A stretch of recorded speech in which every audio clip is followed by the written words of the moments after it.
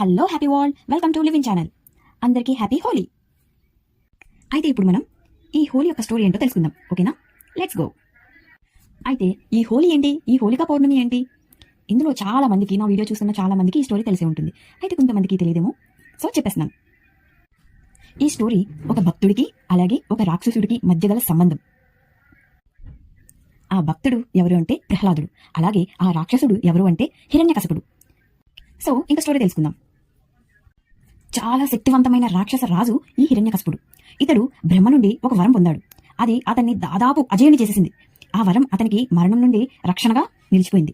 ఆ వరం ఏంటి అంటే, ఏదైనా దేవుడు లేదా రాక్షసుడు కానీ, ఏదైనా మానవుడు లేకపోతే జంతువు కానీ, లేకపోతే ఏదైనా ఆయుధము లేదా వస్తువు కానీ, పగలైనా రాత్రి సమయంలో కానీ, అతని రాజభవనం లోపల కానీ బయట కానీ, భూమి మీద కానీ ఆకాశం మీద కానీ మరణం సంభవించకూడదు అని వరం పొందాడు.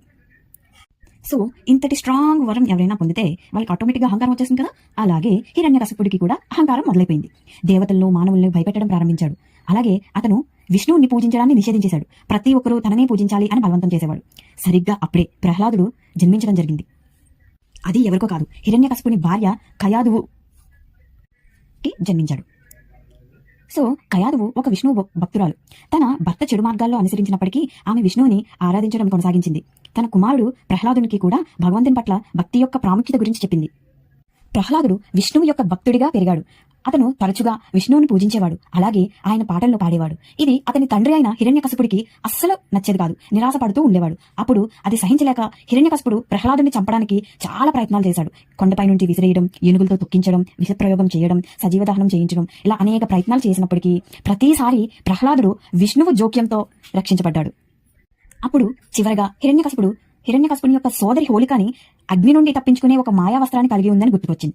అందుకని హిరణ్యకశపుడు ప్రహ్లాదునికి అగ్నిలోని తీసుకువెళ్లి సజీవ దహనం చేయమని హోలికను కోరాడు. హోలిక తన మాయా వస్త్రాన్ని ధరించి ప్రహ్లాదుని అగ్నిలోకి తీసుకెళ్లింది. అయితే అక్కడ కూడా విష్ణువు పట్ల అతని భక్తికి అతన్ని మంటల నుండి రక్షించింది. బదులుగా విష్ణువు యొక్క అమాయకపు భక్తుడిని హోలిక దహనం చేయడానికి ప్రయత్నించింది. కాబట్టి ఆమె యొక్క మాయా వస్త్రం పనిచేయకపోవడంతో హోలిక అక్కడికక్కడే సజీవ దహనం అయ్యింది. తరువాత శ్రీ మహావిష్ణువు నరసింహ రూపంలో, అంటే సగం మనిషి సగం సింహం రూపాన్ని ధరించి అక్కడ హిరణ్యకశపుని రాజభవనంలోని ఒక స్తంభం నుండి వచ్చారు. నరసింహుడు సంధ్యా సమయంలో రాజభవనం మెట్లపై తన 2 కాళ్లపై పెట్టుకుని తన పదునైన గోళ్లతో హిరణ్యకశపుని అక్కడే వధించారు. ఆ విధంగా చెడుపై మంచి విజయం సాధించిన రోజే హోలికా పౌర్ణమి. ఈ హోలికా దహనాన్ని హోలికా పౌర్ణమిగా జరుపుకుంటారు. ఇది హిందూ పురాణాల్లో ఒక ముఖ్యమైన పండుగ.